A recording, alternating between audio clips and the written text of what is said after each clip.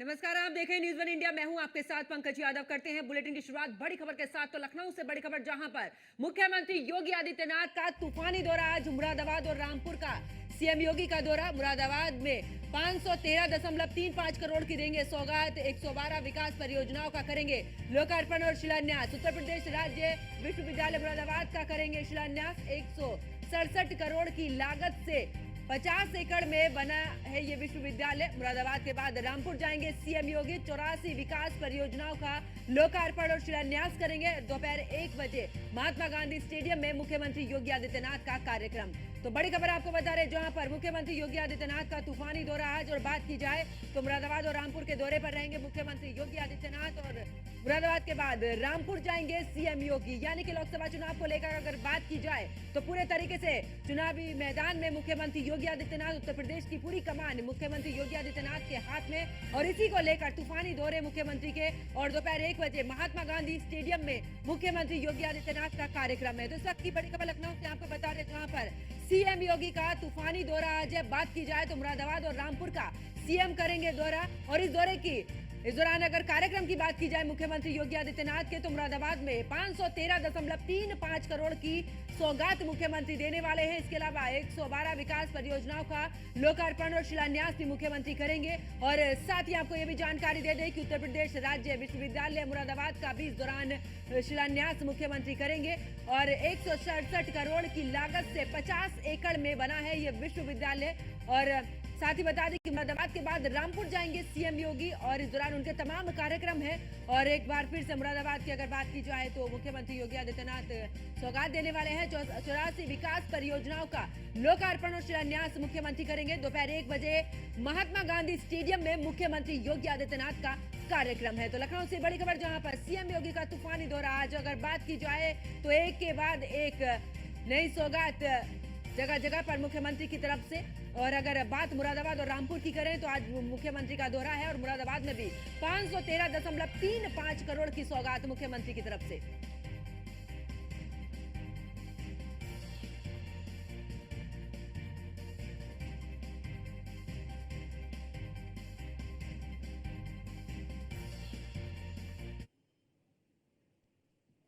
और ज्यादा जानकारी के साथ रामपुर से हमारे संवाददाता फहीम खान हमारे साथ में जुड़ चुके हैं। फहीम, अगर बात की जाए मुख्यमंत्री योगी आदित्यनाथ का लगातार तूफानी दौरा इस दौरान, और सबसे ज्यादा यानी कि मुरादाबाद को तो सौगात देंगे, लेकिन रामपुर का भी दौरा है। और इस दौरान रामपुर को भी बड़ी सौगात। क्या कुछ जानकारी मुख्यमंत्री के दौरे को लेकर? देखो पंकज, मैं आपको बता दूं कि आज का जो मुख्यमंत्री का दौरा है वो बहुत अहम है। और अहम इसलिए है क्योंकि जो लोकसभा चुनाव की तारीखों का ऐलान है होना है। और ऐसे में मुख्यमंत्री योगी आदित्यनाथ अपने चुनाव के प्रचार की या चुनाव की जो है वो शुरुआत रामपुर से करेंगे। ये अपने आप में बड़ी अहम बात है। 610 करोड़ की परियोजनाओं का शिलान्यास और लोकार्पण मुख्यमंत्री करेंगे। और उसके साथ ही वो रामपुर को बड़ी सौगात देंगे। ये रामपुर जो है हमेशा से ही मुख्यमंत्री योगी आदित्यनाथ की नजरों में रहा है। और उन्होंने हमेशा यहाँ बड़ी सौगातें दी हैं। और खासतौर से जिस तरह से मुस्लिम समाज को करीब लाने की जो कोशिश थी पसमानदा समाज के जरिए और मुख्यमंत्री प्रधानमंत्री के जरिए, वो यहाँ रामपुर में योजना सफल होती दिखी। तो ऐसे में क्योंकि अब लोकसभा चुनाव नजदीक है, तो भारतीय जनता पार्टी ने दोबारा से घनश्याम लोधी सांसद के ऊपर विश्वास जताया है और उनको दोबारा टिकट दिया है और उनको जो है मैदान में उतारा है। तो ऐसे में आज मुख्यमंत्री का यहाँ दौरा होना जो है, यहाँ पे एक जान फूकेगा संगठन में।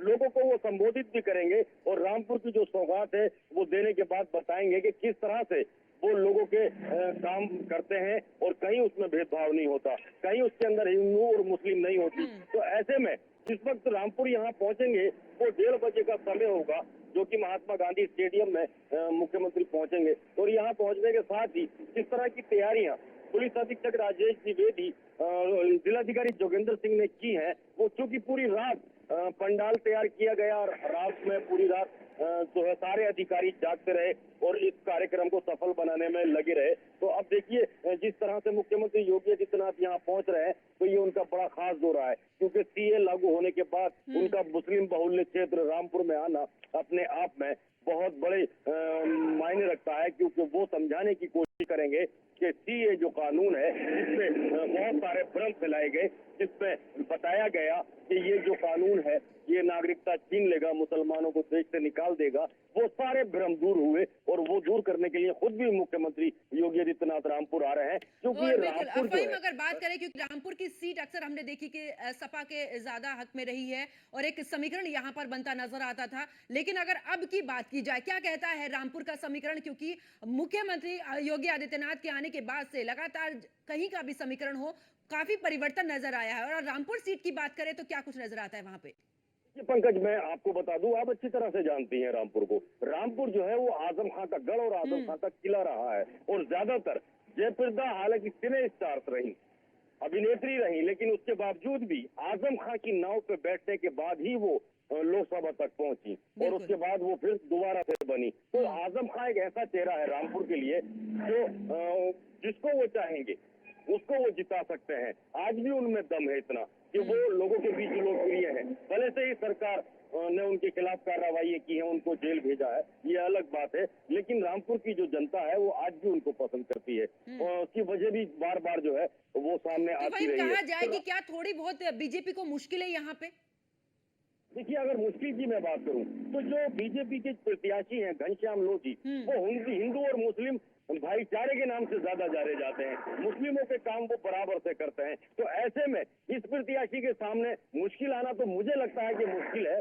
बहुत दमदार प्रत्याशी भारतीय जनता पार्टी ने उतारा है, और ये प्रत्याशी बड़ी अच्छी टक्कर भी देगा, और जैसा कि लोग कह रहे हैं कि ये प्रत्याशी जीत की जो है वो स्वाद भी दिखाएगा भाजपा को। तो जिस तरह से आजम खां के गढ़ में चुनौती देने के लिए मुख्यमंत्री योगी आदित्यनाथ आ रहे हैं, और समाजवादी पार्टी का ये गढ़ है, ऐसे में अभी तक पंकज आप देख रही हैं कि रामपुर, मुरादाबाद और संभल की लोकसभा सीटों का समाजवादी पार्टी ने ऐलान नहीं किया है, यानी कि वो अभी समझ नहीं पा रहे हैं कि इनके मुकाबले के लिए वो किसको उतारे। तो अभी तक यही क्लियर नहीं हो पा रहा है। और बिल्कुल इसी को लेकर फहीम लगातार बैठकें हो रही हैं कि किस सीट से किसको उतारना है। वही वापस लौटूंगी आपके साथ, पास में मेरे साथ में स्कंदिता मिश्रा संवाददाता हमारी जुड़ चुकी है। स्कंदिता, बात करें तो मुख्यमंत्री योगी आदित्यनाथ के एक के बाद एक दौरे हैं, और आज की अगर बात करें तो मुरादाबाद और रामपुर के दौरे पर है। क्या कुछ कहता है राजनीतिक समीकरण से समझे तो?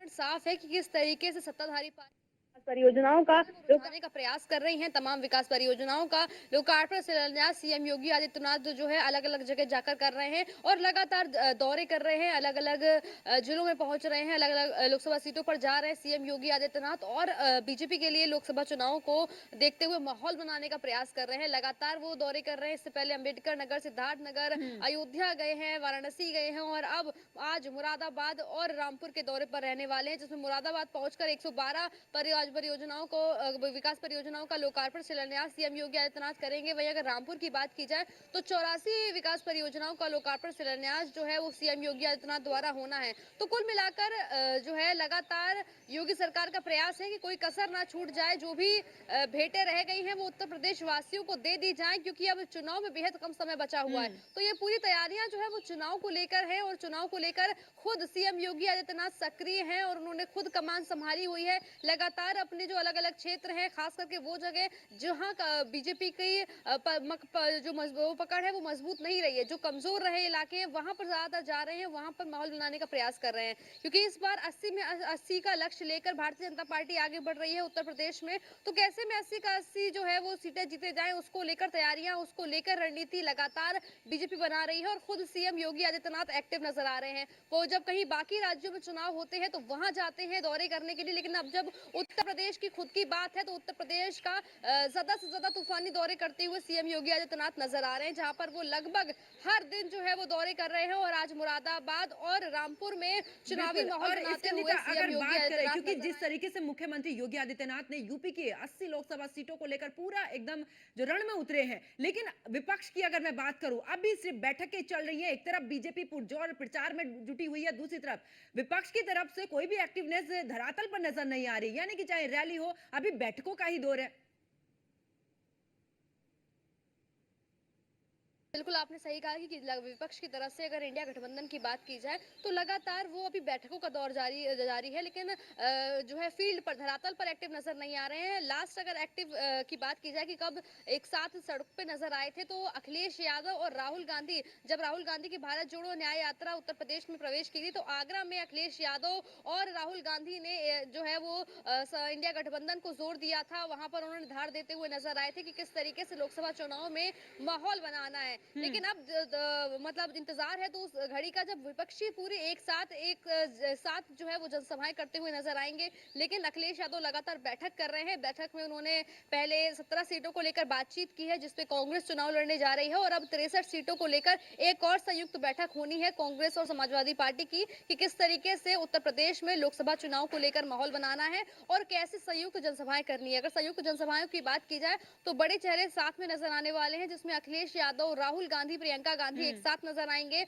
और जो है कहीं ना कहीं इंडिया गठबंधन को धार देते हुए नजर आएंगे। लोकसभा चुनाव 2024 के लिए माहौल बनाते हुए नजर आएंगे और लगातार तमाम मुद्दों को लेकर मैदान में उतरे हुए, जिसमें पीडीए का मुद्दा है, कास्ट सेंसस का मुद्दा है, इसके अलावा बेरोजगारी, महंगाई के मुद्दे को लेकर विपक्ष जो है वो इस बार सत्तारूढ़ पार्टी से टक्कर लेने को तैयार है और कहीं ना कहीं कांटे की टक्कर देखने को मिल रही है। हालांकि धरातल पर जो है विपक्ष इतना नजर नहीं आ रहा है। बैठकों का दौर जारी है, अपने अपने कार्यालयों में बैठकें हो रही हैं, लेकिन अब इंतजार है उस घड़ी का कि कब वो धरातल पर नजर आएंगे रैलियां करते हुए, कब से उनकी रैलियां शुरू होंगी, क्योंकि आज तारीखों का ऐलान हो जाएगा लोकसभा चुनाव को लेकर, तो कहीं ना कहीं उसके बाद से जनसभाएं शुरू होंगी और विपक्ष जो है वो एक साथ संयुक्त रैलियां करते हुए नजर आएंगे। बिल्कुल स्कंदिता, वापस लौटती हूँ। और भाई मैं अगर बात करें इस दौरान, क्योंकि मुरादाबाद और रामपुर का समीकरण देखें, एक तरफ तो समाजवादी पार्टी के गढ़ रहे हैं और इस दौरान पीडीए का मुद्दा अखिलेश यादव ने उठाया हुआ है, दूसरी तरफ पसमानदा मुसलमानों की अगर बात की जाए तो बीजेपी की तरफ से है। तो क्या लगता है, क्योंकि जातीय समीकरण की अगर बात करें